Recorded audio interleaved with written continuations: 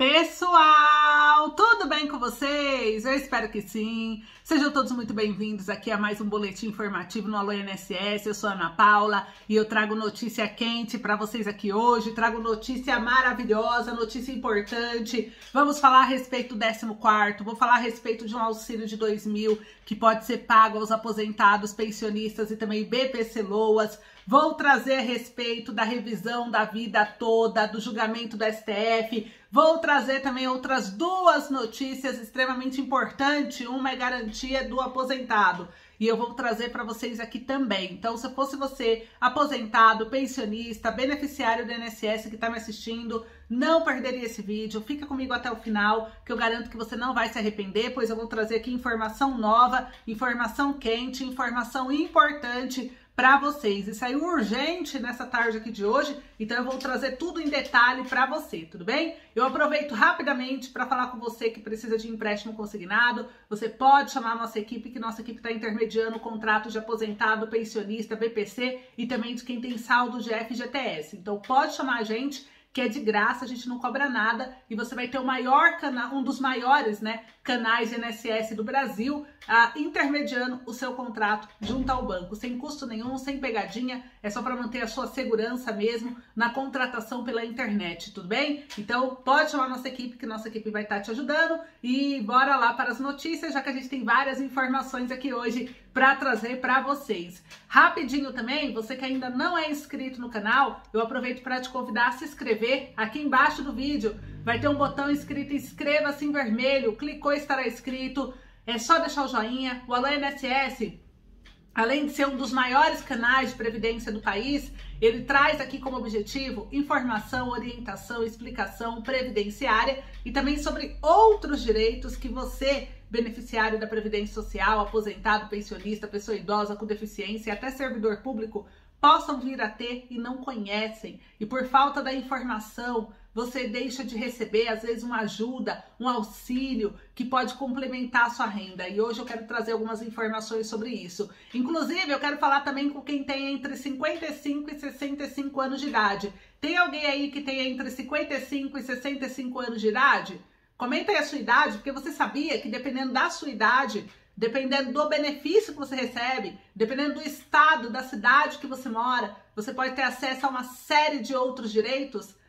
Pessoal, se você não sabia, é por isso que é fundamental você ser inscrito no canal. É esse tipo de conteúdo que eu quero trazer conhecimento para você, pois você pode se beneficiar e às vezes não faz ideia. E hoje eu vou falar também com quem tem entre 55 e 65 anos. Então você não pode perder por nada esse boletim, porque ele tá imperdível. Deixa o joinha aí. Já se inscreveu no canal? Quem não se inscreveu, se inscreve, não esqueça. Porque é só assim para você ser notificado pelo YouTube quando eu postar vídeo novo. Quero bastante joinha aí no vídeo para ajudar esse vídeo a chegar a mais pessoas. E bora lá para as notícias. Eu vou começar com a primeira notícia já aqui para vocês, pessoal, que é sobre a cesta básica. Cesta básica volta a subir e a alta, pessoal, é generalizada agora em 2022 e o salário mínimo tende a valer menos. O trabalhador precisa aumentar a jornada e comprometer a maior parte da renda para comprar os alimentos básicos. Eu não tô falando de luxo, não. Eu tô falando do básico, do básico, do básico.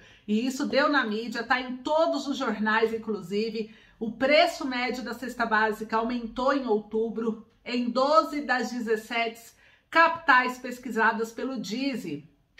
No ano, em 12 meses, a alta é generalizada. No mês passado, segundo os dados divulgados, as principais elevações estão registradas em Porto Alegre, com 3,34%, Campo Grande, com 3,17%, Vitória, com 3,14%, Rio de Janeiro, com 3,10%, Curitiba e Goiânia, ambas com 2,59%. Já as cidades, já as reduções ocorreram em cidades do Norte e Nordeste. Recife teve uma redução de 3,73%, Natal 1,40%, Belém 1,16%, Aracaju 0,61% e João Pessoa 0,49%. E de janeiro a outubro o aumento varia de 4,89% em Recife a 14,39% em Campo Grande, no acumulado em 12 meses de 5,48% em Vitória e também 15,38 em Salvador. E segundo o DIESE, o menor valor apurado em outubro foi em Aracaju, R$ 515,51, e o maior em Porto Alegre, com R$ 768,82. E com base nessa última, o Instituto calculou que o valor do salário mínimo para despesas básicas de uma família com 4 integrantes deveria ser R$ 6.458,86, bem longe da realidade do brasileiro hoje, né? O valor corresponde a 5,33 vezes a mais do que o piso nacional, que é hoje de 1.212. E essa proporção, ela era de 5,20 vezes aí em setembro e 5,35 há um ano. E assim o tempo médio necessário para adquirir os produtos da cesta básica subiu para 119 horas e 37 minutos, segundo o DIESE. Com isso, o trabalhador remunerado pelo salário mínimo compromete quase 60% da renda líquida para comprar alimentos básicos. O percentual cresceu tanto na comparação mensal, que deu 58,18%, como na anual, que deu 58,35%. E entre os produtos, o preço da batata, ele subiu em todas as cidades da região Centro-Sul, onde é pesquisada. Já o do tomate aumentou em 13 das 17 capitais, e o pão francês, que é aquele pão salgado, sabe, de comer no café da manhã, ele teve uma alta em 12, enquanto o leite integral caiu em todas. Eu quero saber aí, né, com base nessa notícia, o que você mais sentiu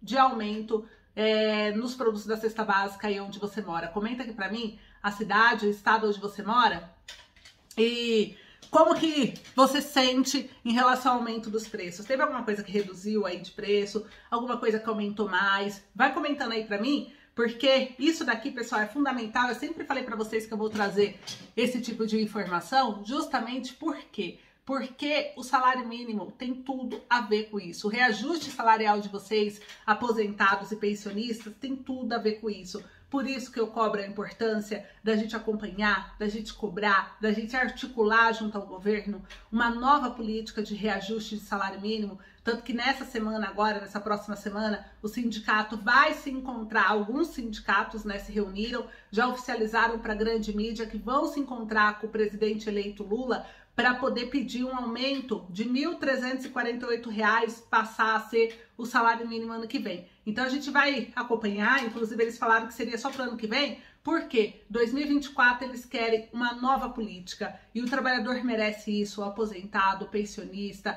o BPC-Loas, são todo mundo ali ligados nessa questão do reajuste do salário. E vocês viram aí a matéria, né? Não tá dando para comprar uma cesta básica. Quase o salário, quase 60% do salário é só para cesta básica. E dependendo do tamanho da sua família, vai ter que ser muito maior que isso. É praticamente o salário inteiro, né?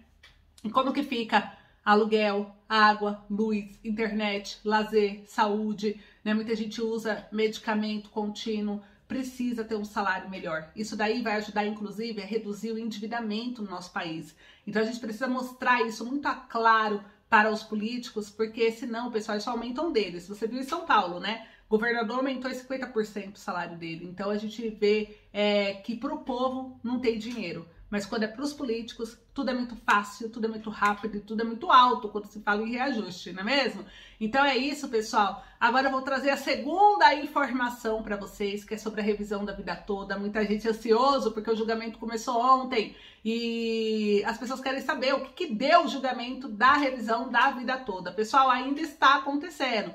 Ontem, de fato, iniciou, tá bom? O Marques, ele votou contra a revisão, isso não é novidade, porque a gente sabe que o governo atual, ele é contra, e como é indicado do Bolsonaro, tanto que ele foi um dos principais motivos de ter atrasado o julgamento, né? Então, assim, o Marques votou contra a revisão da vida toda no INSS, o julgamento segue hoje, inclusive agora eu tô postando aqui esse vídeo, tá ocorrendo, né? Já iniciou o julgamento, então eu vou assistir porque demora, ontem foi o dia inteiro. Por isso que não deu tempo de trazer no vídeo da noite para vocês, então eu fui apurar para ver se hoje iria entrar em pauta mesmo, por isso que na manhã, no vídeo, no boletim da manhã eu também não trouxe, mas eu estou trazendo agora para você saber o andamento. Então o STF, ele continua hoje, tá bom? O julgamento da revisão da vida toda, da aposentadoria do INSS. Foram ouvidos ontem representantes do Instituto e também de entidades que representam os direitos dos segurados. O Procurador-Geral da República, Augusto Aras, também fez uma argumentação a favor dos segurados. O único voto foi do ministro Cássio Nunes Marques, indicado pelo presidente Jair Bolsonaro, que votou a favor do INSS e contra os aposentados. Todos os demais ministros ainda não votaram. Em março, a análise ocorreu em plenário virtual e teve aprovação por 6-5 a favor dos aposentados e pensionistas. Mas Nunes Marques, que era voto vencido, pediu revisão e o placar foi zerado. Ou seja, não precisa se desesperar, por quê? O Nunes Marques, ele já tinha votado contra também. Ele era um dos 5 que tinha votado contra no mês de março. Então, ele só reforçou o voto dele. Se todos os ministros reforçarem apenas nesse julgamento hoje, né? Se continuar amanhã, a gente vai continuar acompanhando. Eles reforçarem o mesmo voto do plenário virtual, a vitória vai ser dos aposentados. Então, o Marques, ele fez o que ele já tinha feito no julgamento em março. Voltou contra o direito de vocês, tudo bem? E aí, o que acontece, né? O Nunes Marques, ele ficou bravo, porque a maioria votou, né? A democracia é assim, mas ultimamente a nossa democracia está sendo questionada. E o próprio Marques, ele pediu para poder zerar o placar. Falou que não, que tem que analisar direito, que não sei o quê. E por isso que está ocorrendo novamente aí o julgamento, mantendo apenas o voto do ex-ministro Marco Aurélio Mello, já que o mesmo não poderia dar uma nova decisão por ter deixado a carteira do Supremo após a aposentadoria. Então, o Marco Aurélio fica positivo e o voto do Nunes Marques negativo. Então, tá empatado 1-1, né? 1 ponto para o aposentado, 1 ponto para o INSS. E na visão do Nunes Marques, ele queria poder que o André Mendonça pudesse substituir o Marco Aurélio. Então, seria mais um voto negativo. Então, eles queriam virar o jogo contra o aposentado, né? Só que o André Mendonça, o STF percebeu que estava tendo uma intervenção ali, né? Dentro disso, e aí ele pegou e não deu direito ao voto para o André Mendonça. Ou seja, o Marco Aurélio, ele vai manter esse voto, mesmo ele estando aposentado. E isso pode ser um ponto muito positivo dentro da revisão da vida toda para você aposentado e pensionista. Essa revisão, para quem não entende, quem é novo no canal, quem ainda não ouviu falar, ela permitiria que os aposentados usem todos os salários para calcular o valor da aposentadoria e não apenas os salários depois de julho de 94, que foi o que deu a regra implementada na reforma de 99, que mudou a forma de cálculo da aposentadoria. Então, quem tem direito a essa revisão, se ela for aprovada, ela pode ser pedida por aposentados que começaram a receber seus benefícios entre 29 de novembro de 99 e 12 de novembro de 2019, um dia antes da última reforma da Previdência. Mesmo assim, para você pedir a revisão, você tem que ter aí, né, em até 10 anos que você contados a partir do mês seguinte ao primeiro pagamento da aposentadoria. Porém, se você começou a receber em 2002, por exemplo, o benefício, aí você recebeu em 2002, dentro dos 10 anos, você solicitou uma revisão para o INSS, o INSS negou em 2012, por exemplo. Então, a partir de 2012 é que conta mais 10 anos. Então, agora em 2022, você teria ainda direito de entrar com a ação, tá? Então, é assim que funciona para você entrar com uma ação na justiça pedindo uma revisão do INSS. Um outro ponto importante também é que não é todo mundo que vai pedir, é só quem teve salários maiores antes de 94 e que, infelizmente, não conseguiu integrar ele no cálculo por causa da reforma de 99. Então, aposentados após 99 é quem sofreu com essa mudança. Então, é você que terá direito a pedir aí, né, um reajuste, tudo bem? Então, é isso. Não vai ser automático, provavelmente. Se vocês vencerem essa luta, vocês vão ter que pedir a revisão para o INSS. Então, hoje, o INSS não reconhece, por isso que muita gente entra com ação direto na justiça, mas a justiça não pode negar até o STF dar a decisão final. Então, vamos ver se o STF vai dar hoje, ou se ainda vai continuar o julgamento amanhã ou semana que vem, e aí eu trago aqui para vocês. Por isso eu falo, se inscreve no canal, deixa o like, continua acompanhando, que eu vou trazendo aí todos os detalhes do que vocês precisam saber, tá bom? Agora eu quero falar com o pessoal aí que tem entre 55 a 65 anos de idade, presta atenção, que eu vou trazer sobre a garantia da aposentadoria do INSS aos 55 a 65 anos de idade. Informação extremamente importante, porque você que tem entre 55 e 65 anos, agora tem um método seguro confiável para você se aposentar, que é a regra, que é a lei, né? Então você consegue ver atrás aí, até conversar com o advogado, caso você esteja em processo de aposentadoria, para ele te auxiliar. O primeiro passo, né, que você fala é quanto tempo de contribuição você tem que ter para se aposentar. E é bem importante, porque além da idade, você tem que ter pelo menos 15 anos de contribuição para conseguir o benefício. E mais detalhes, né? As contribuições pagas em atraso não são computadas. As contribuições com percentual recolhido e calculado com valor abaixo do salário mínimo também não são computados. E com suas contribuições irregulares, não permitam que chegue aos 15 anos que a lei exige. Você pode ter duas saídas, né? Caso as contribuições não permitam os 15 anos que a lei exige.